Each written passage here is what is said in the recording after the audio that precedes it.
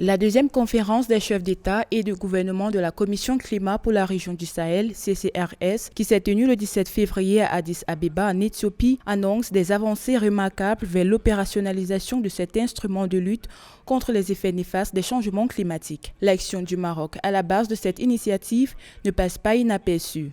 En 2019, le royaume chérifien avait annoncé qu'il prenait en charge les études de faisabilité pour finaliser le plan d'investissement climat de cette commission. Les travaux d'Addis Abeba auxquels a pris part Aziz Akanouche, Premier ministre du Royaume du Maroc et représentant du roi Mohamed VI, mettent un point d'honneur sur ces étapes franchies. Comme nous l'avions annoncé dans notre discours, lors de notre dernière conférence de la Commission climat pour la région du Sahel, le Maroc a honoré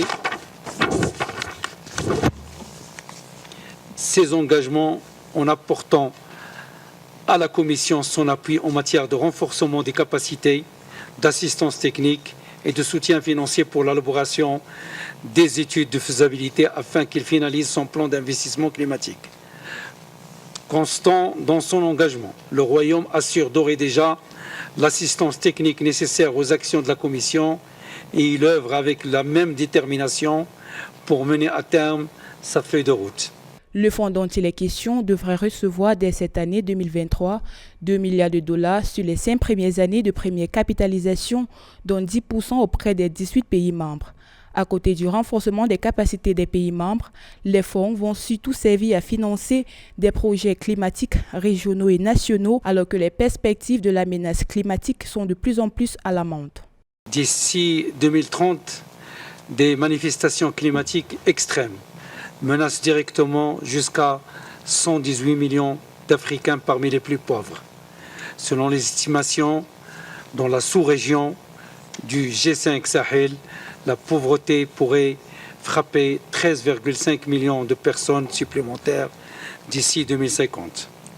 De surcroît, en dépit de ce bilan alarmant jusqu'en 2020, notre continent n'a reçu que 12% du financement du climat mondial.